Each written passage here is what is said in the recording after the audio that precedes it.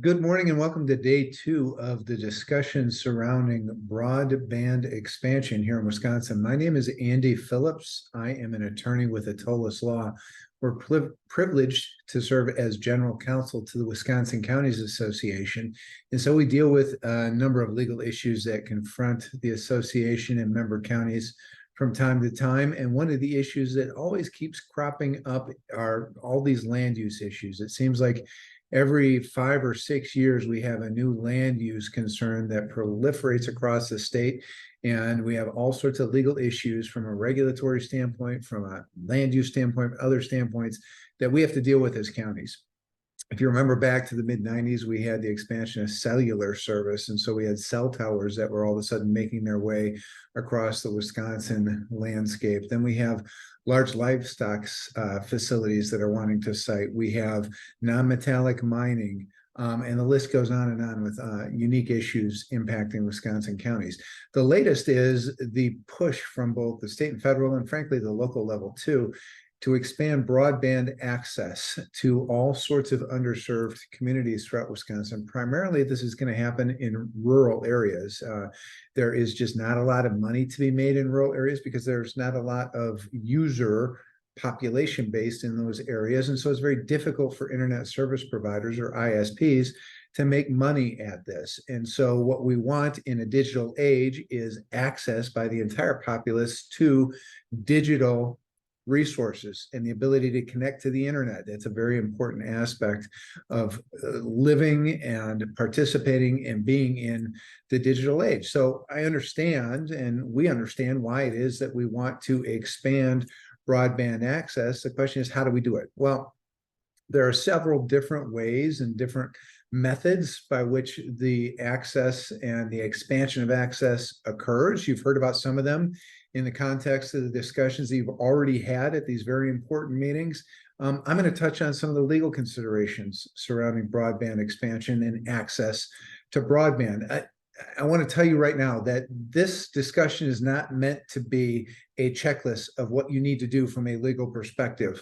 I am a lawyer. There are other lawyers out there. All of us are going to take a different approach to things. Consult early and often with your corporation counsel at the county level, with your town attorney at the town level, with your municipal attorney at the city or village level, to have discussions about the considerations that are unique to your particular geographic area as it relates to broadband access and expansion.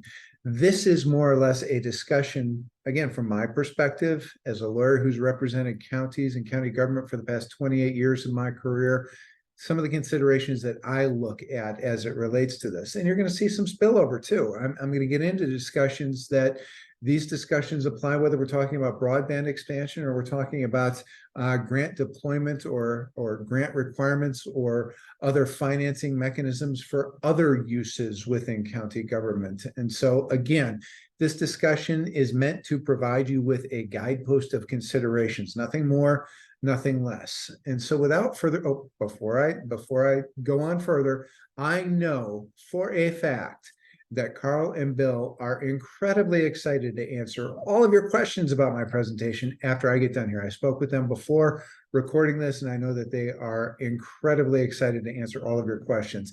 So feel free to lean on Bill and Carl, two people I respect an awful lot in this area, and they can hopefully provide you with additional color, if you will, as it relates to the issues surrounding broadband access and expansion. The final thing I'll say is that if you have questions about this after I get done, after Carl and Bill get done with their discussion, feel free to reach out to me, aphillips@atolis.com, or reach out to the Counties Association to get in touch with me. Happy to provide additional resources and insight to the extent it would be helpful to you in your locale. So without further ado, let's talk a little bit about broadband access and expansion. We're going to talk about three elements, or what I've broken down into three elements so far for today. We're going to talk about the grant application process.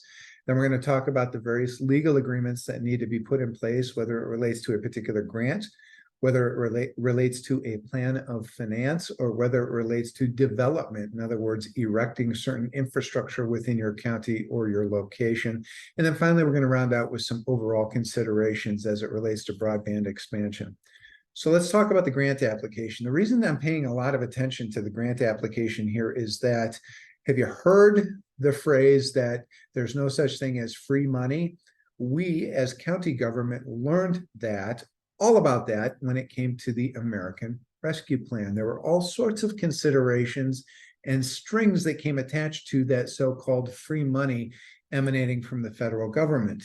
And so it's very important that when we look at the opportunity to get funds into our county or our township to help support broadband expansion, that we aren't signing up for problems that we didn't think about or didn't even know existed prior to signing up for that grant. What do I mean by that? Well, typically, from the federal or the state level, when grant money is made available, there are certain purposes for which that grant money may be used, and there are certain measurements to show outcomes that are going to result from the expenditure of that grant money. The obligation is on us as a grantee to make sure that we live up to the expectations contained within a particular grant program. So that's why I say in this first bullet point, depending upon the grant program that we're operating under, there are going to obviously be certain requirements and certifications that have to be met in order to qualify for the grant. Let's make sure that we qualify for them.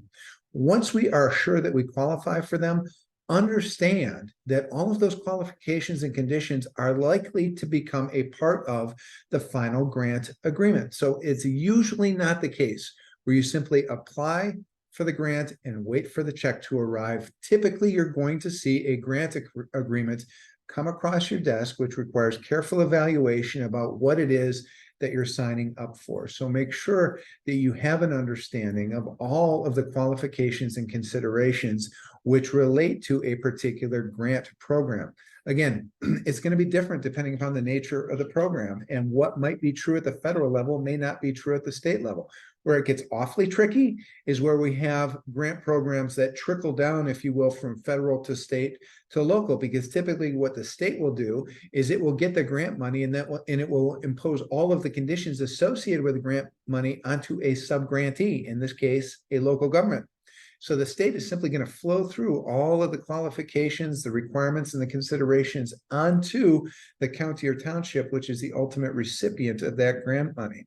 So we want to make sure that we work with the granting agency to ensure that there's full transparency in the application process. In other words, have we met expectations on both sides? Have we asked all of the questions necessary for us to make an informed policy decision as to whether we want to obtain that grant money? So again, careful review of all the grant application materials, careful review by your legal team to make sure that you can satisfy all of the obligations that are contained within that grant, careful review by administration to make sure that you're going to be able to perform as expected under the grant, careful review by your policymakers to make sure that from a policy perspective, we as a county or a township definitely want to go after this grant money.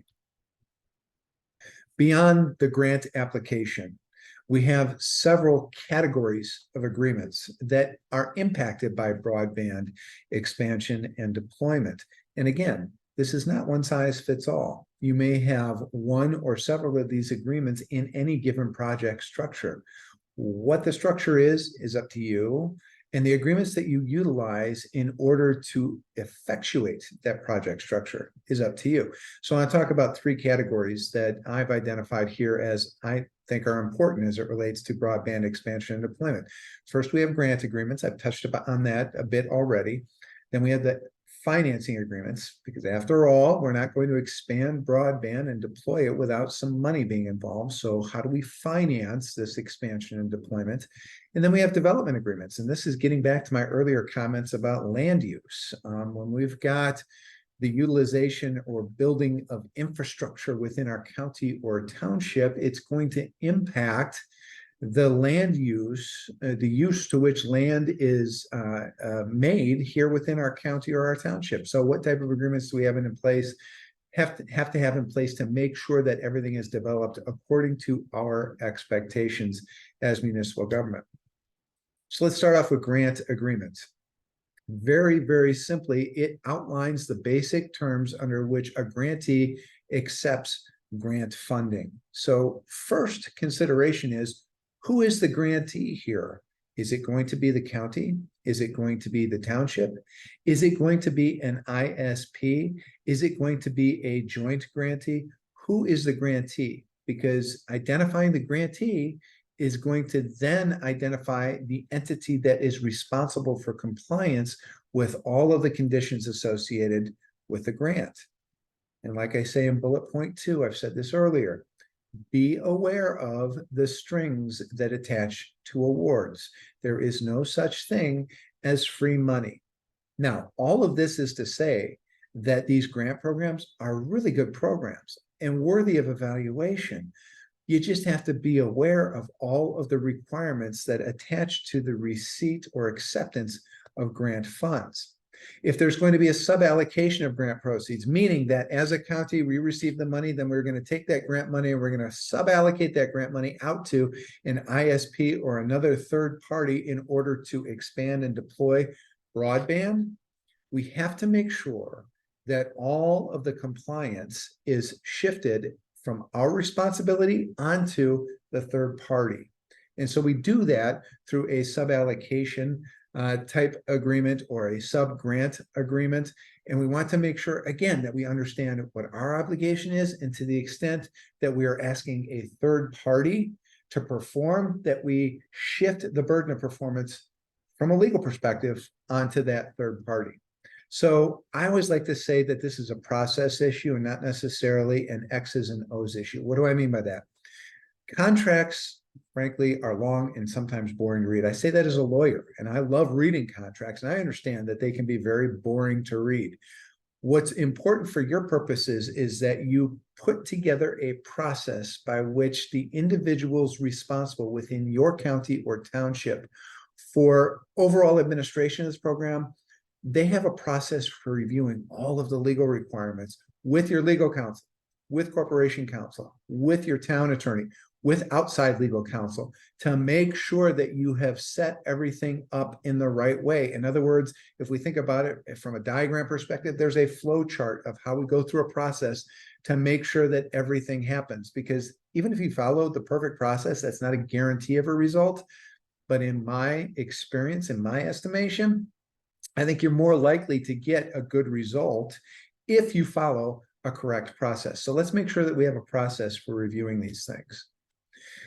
Again, if money is going to flow through to a subrecipient, all of the obligations associated with compliance are going to flow through and become an obligation of the subrecipient. This reminds me, frankly, a lot of the ARPA program that I mentioned early on in this discussion. We, as WCA's legal counsel, developed a couple of templates for counties to use if they were going to sub-allocate or sub-grant ARPA funding. In other words, the money comes in from the feds, and the county is going to take that money and they are going to grant it out to a third-party organization to deploy in the community consistent with the purposes of the ARPA funding. Well, we have template agreements that we prepared to make sure that counties, again, shift the burden of compliance onto that third party. And one of the very important aspects to having a compliance mechanism shifting that burden is to also have a clawback mechanism. So if the third party doesn't perform, we have the opportunity to get our money back, because I can guarantee you this: if a compliance review finds that we as a county are not utilizing the funds appropriately, the feds or the state are going to come and say, where's our check? We want our money back. So we want the ability, and have to have the ability, to go to that third party and say, we need some of that money back as well. Again, I'll say this consistently throughout this presentation and others, that forms are good. I don't have a problem with templates. I don't have a problem with forms, but this is going to require some thought. No two projects are the exact same. So why would we use the same agreements for both projects? It requires good legal work. It requires good legal advice. It requires policymakers being informed of policy options. It requires administration and operations to be informed of administrative and operational options. And it requires a lawyer who's going to dig into the details to make sure that a county or a township is doing things the right way. So again, this is where we see, at least in our estimation, counties or towns hiring outside legal counsel who can devote a significant amount of time to making sure that things are set up the appropriate way. Financing arrangements. So we've talked about the grant application. We've talked about grant agreements. Then we have financing. Again, we need money to come in to allow for the creation of the capital projects that form the backbone of broadband expansion and deployment. And so with that money, it's got to come from somewhere. It's going to come partially in the form of a grant, partially in the form of an ISP funding certain portions of the expansion, but in many instances, it's going to involve borrowing money. And so again, no two projects are the same. And so if we look at the various forms of financing, we have several different options here. We could have purely private financing where an ISP says, I'm going to assume the full burden of paying for all of this infrastructure, in which case that's a relatively easy lift on the part of counties or townships. We want to make sure that from a land use standpoint that things expand the way they should, and from a grant standpoint that the ISP is going to perform consistent with our expectations under the grant agreement, but private financing is relatively easy to accomplish. We also have private with public incentive as it relates to the grant programs that we just discussed. And then finally, we have public-private partnerships. And this is what we have seen to a large extent so far in the broadband expansion world, is that we have seen public agencies putting their own money at risk in order to expand broadband. And when I say at risk, I mean that the county or the township itself is either going to use general fund money or it's going to borrow money and put that money to use in broadband expansion. When I say put it to use, that means that that money is going to be handed over to, more than likely, an internet service provider or an ISP related entity to build out the infrastructure. And so when we have a combination of private and public funding, and especially when we have public money at risk, whether it be county, town, or both, we have to make sure that we check a lot of boxes to ensure that that investment gets the return that we as counties and townships are expecting. Now, again, the type of financing, the form of financing, it's going to depend on a variety of factors. This is not cookie cutter, one size fits all. And when it comes to borrowing money, when it comes to issuing bonds that are backed by the full faith and credit of the issuing entity, in this case, a county or town, this is a highly regulated activity from an SEC standpoint, from a Wisconsin state statute standpoint. And so you need to have advice from a municipal or financial advisor and bond counsel. That's incredibly important because we want to make sure that if we are going to issue debt, that again, we satisfy all of the existing statutory and regulatory requirements associated with the issuance of that debt. This could impact our ability to issue a debt down the road because we have certain capacity limitations on issuing debt as counties and townships. And so we want to make sure that whatever we do now doesn't negatively impact our ability to accomplish needed projects down the road. So again, all of this is to say that this can be a highly complex transaction. And so it's really important that you, again, work with legal counsel, corporation counsel, your town attorney, outside legal counsel to make sure that, again, the process you utilize to determine which type of funding mechanism you're going to embark upon is the appropriate way, and that everybody is fully informed about that decision. So we have a model out there. We've seen Bug Tussle as an entity expand in numerous counties across the state of Wisconsin. I think that's a model that will probably proliferate and be utilized in future circumstances as well. I'm oversimplifying here because the agreements associated with the Bug Tussle model emanating from Fond du Lac County, that is a very complex set of agreements and complex set of contracts. And so I'm going to oversimplify just to give you an overview of what it is that we're talking about with this multi-county guarantee model. Essentially, a private entity acquires tower sites, constructs facilities, and connects consumers that are primarily, again, in rural areas to broadband.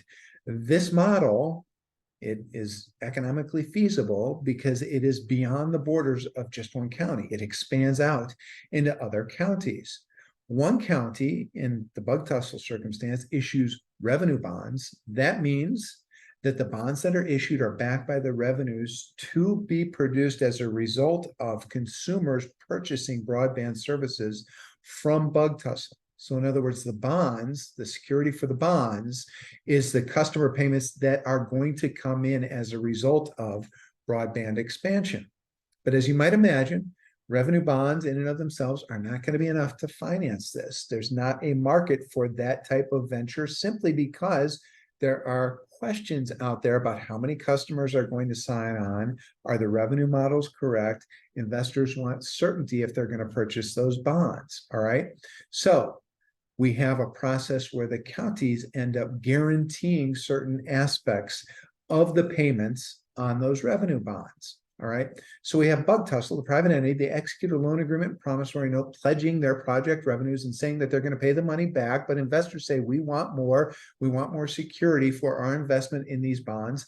And so the counties enter into an intergovernmental agreement. It's an agreement among all of the various counties talking about how they are going to support the financing for the construction of these facilities throughout numerous counties. And again, this is a multi-county guarantee model. And so each county is going to evaluate what it is in their county is going to occur with the construction of these facilities and agrees to assume a share of, not the total, but a share of the obligations associated with those revenue bonds. So using round numbers, if $160 million worth of revenue bonds are issued and there is going to be $20 million of benefit associated with the proliferation of broadband within a particular county, and that the facilities that are built in that particular county, that from a percentage standpoint, 20 million out of 160 makes sense from a mathematical standpoint. So 1/8 of the overall expansion is going to occur within one particular county. That one particular county may guarantee 20 million or 1/8 of the total value of all the revenue bonds that are issued. Again, I'm oversimplifying, and there are a lot of different complications and complexities associated with this, but this gives you an idea of how one particular project was put together with a unique financing model. There is publicly available information in an official statement which speaks to the project that happened on a multi-county basis, again, emanating from Fond du Lac County. I would encourage you to take a look at that document, especially if you're having a hard time falling asleep. That is a very thick document. It's all full of legal terminology. But again, when you boil it down to its minimum and say what is really occurring here, it gives you a really good picture of how counties can work together to facilitate broadband expansion and deployment in a situation where the private sector can't fully fund, grant money doesn't fully fund, and the public agency, in this case, the counties, say this is really important to us and to the citizens that we serve. So we're going to support it with our full faith and credit as a governmental entity. Great example of how counties working together can make something happen. Finally, I want to talk briefly about land use considerations as it relates to, again, broadband expansion and deployment. Again, this isn't one size fits all. There are no two zoning ordinances that exist at the county level or the township level that are exactly alike. So what is going to be required under one county ordinance may not be required under a different county ordinance. What makes this all further more difficult is that it's really difficult to try to legislate for every sort of happenstance that may occur in the life of a project. In other words, adopting a zoning ordinance, which is a permanent feature of a county code, just to deal with the expansion of broadband is incredibly challenging. And so recognizing some of the limitations on zoning ordinances, we have other land use ordinances that aren't zoning ordinances, but still require a property owner or a developer to obtain permission from a township or a county to do certain things. So we have zoning ordinances, we have other land use ordinances, and then finally, what I'll get to toward the end here is this concept of development agreements. So again, you have to take a look at the project plan, make a determination of its impacts on land use regulations within your county or township, determine if your existing set of regulations govern anything that is going to happen from a land use perspective as it relates to the expansion of broadband and the erection of all sorts of improvements associated with supporting that expansion, and then figure out what gaps do I need to fill. And then you got to figure out the best way to fill those gaps. So again, One of the ways that we have seen, an effective way that we have seen to fill those gaps is through the use of development agreements. And that's essentially an agreement between the governmental agency and the ISP or the developer as it relates to things that are not 100% covered within the existing zoning code. And in some instances, development agreements are going to cover the same stuff that exists within a zoning code, and it's going to speak to the concept of getting a conditional use permit, for example. It's going to speak to the conditions that will be imposed and so on.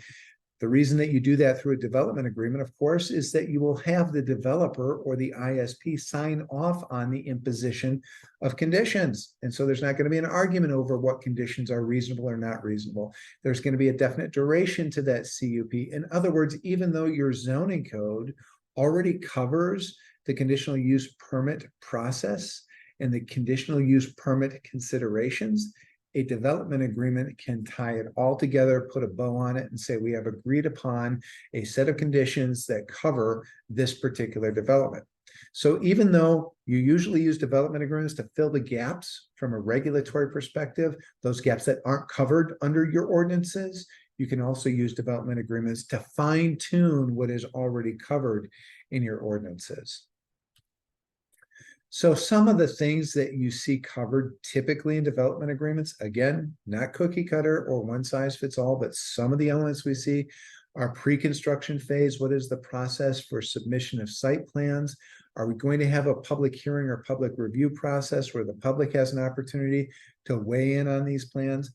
Are we going to have a series of required meetings between the ISP or the developer with county or town officials to review plans and to set expectations? Let me just tell you that this pre-construction phase is at times overlooked, and in my estimation is the most important phase of this entire project life cycle. Why is it the most important? Because you're setting expectations on the developer or ISP side, and you're setting expectations on the county or town side. We don't want to get 2 years down the road and have somebody on either side of that aisle say, well, I thought this was going to happen. And the other side says, well, I thought the opposite was going to happen. That means that you have a mismatch of expectations going into the project. What we want to do is we want to match expectations between developer or ISP and county or town. Another element that we see addressed in development agreements is what I discussed just previously, the application of zoning or CUP requirements. And in certain circumstances, we may have an outright waiver of those requirements. Ultimately, this type of development agreement, it needs to go before the full county board for approval. And so if the full county board says we are going to waive an ordinance, then that means that that ordinance is waived as it applies to that particular agreement and that particular project. Again, there are legal complexities associated with that. So it's very important that you speak with corporation counsel or your town attorney or outside counsel about how all that works together. But development agreements are a very, very powerful tool as it relates to, again, creating those expectations on both sides. We know that our roads are going to be used. Do we have a maintenance agreement in place as it relates to the use of roads? Are we going to grant the developer or the ISP access to our county GIS data? And if so, in what format? I mean, those are considerations that we see utilized. What type of assistance are we going to provide this development from a county or a town standpoint? Are we going to devote staff resources to help with this project? That can be addressed in the development agreement. Do we have stormwater or drainage concerns as it relates to building out the infrastructure necessary to support the expansion? If so, we need to address that. And then what do we do to reimburse costs and revenue sharing? And this applies even in a single county or single township agreement with a developer, but it applies in more force with a multi-county or multi-township arrangement. How are we going to split out the costs associated with this? And then when revenue starts coming in, what is the repayment mechanism as it relates to the relationship among all of the parties to a particular project? So that's very important as well. We want to have financial assurance. This was an issue when it related to cellular tower expansion in the mid-90s. This is an issue, obviously, as it relates to non-metallic mining. We have a state administrative code provision on this as it relates to non-metallic mining, and that is, What happens when all of this infrastructure that we erected becomes obsolete? Who gets to tear it down and who pays the cost associated with that? So we want to make sure that we have adequate financial assurance from the ISP or the developer to know that the infrastructure that is there doesn't suddenly become our responsibility as a county or town in the event that infrastructure becomes obsolete. So we want to make sure we have financial assurance considerations addressed in the development agreement. Are we going to talk about setbacks from roadways, different properties, aesthetics, buffers, and so on that you would typically see addressed in any sort of development agreement? But again, it applies here as well. Indemnification. This is a really important concept, and indemnification is a legal term that is usually the heading in a paragraph that contains all sorts of legalese. That means that generally people gloss over it. Their eyes start watering, they start falling asleep, and they say indemnification, it doesn't make any sense. It's very important. I can't tell you how important it is that the concept of indemnity be contained within this development agreement and that it be addressed appropriately. Here's why it's important, is that as a lawyer representing counties, I unfortunately see counties assuming all sorts of risk that, number one, it shouldn't assume, and number two, it didn't even know that it was assuming, and that's all because of the language contained within certain indemnification clauses that I've seen within contracts. So let's make sure we pay attention to the indemnities that are contained within those contracts. In a very simple term, this just means I'm going to accept responsibility if I mess up, but if you mess up, I'm going to hold you responsible for cleaning up the mess. Let's make sure that that's clear in the contract. Assignment of interest. This is another interesting concept as it relates to these development agreements, because what if an ISP goes out of business? Does the ISP have the ability to transfer the benefits that it has under a particular agreement to another entity? Can it sell its interest to another entity? How does the development agreement address assignability? That's a very important concept, because who you may be comfortable getting into business with today, that doesn't mean that you're going to be comfortable getting into business with just anybody as it relates to the project. So make sure that if we have an assignability feature, that it can be assigned with the county's consent or with the town's consent, which consent may not be unreasonably withheld. But in other words, we control that entire process. Performance standards. This is an interesting concept as well. Ultimately, we want broadband to expand because we want to deliver the digital age to, again, primarily rural citizens within our county or within our town. What happens if all the infrastructure is built and the digital age is not delivered to those citizens? We got some real problems. What happens if they're priced out of the market? We got some real problems. So how do you bake certain requirements into, whether it be a development agreement or a financing agreement, or for that matter, a grant agreement, that says when this project is done, here is our expectation on delivery of broadband out to the rural portions of our county or our town. And then what happens if the stated goals within one of these agreements are not met? Is there a financial penalty? Is there a requirement that they modify their system? Again, no two projects are the same, and so it's not cookie cutter template cut and paste, but the considerations are all the same. We have to evaluate those considerations project by project, and then work closely with legal counsel to make sure that all of those requirements flow through as requirements to the internet service provider, and that there is a penalty attached to non-compliance with those requirements. So finally, we get to this umbrella concept of other considerations. Just know that there are all sorts of programs that are out there that relate to grants for expansion of broadband. I'm going to tell you what's good or what's bad. That's up to you to decide, whether you go through PSC, federal government, you want to raise money on your own as a county, you want to go to some sort of nonprofit and get money to expand broadband. You can decide what's best for you, but make sure you research and that you adequately understand all of the strings attached to all of those different programs. So again, having a process in place to evaluate and then ultimately recommend whichever option is chosen, having that process in place helps tremendously. Planning dollars might be available. In other words, if you're going through an evaluation process, you might be able to draw money down from the state or federal government just to go through the planning process, evaluate those options as well. Ultimately, in this third bullet point, I think is the most important, at least from my perspective.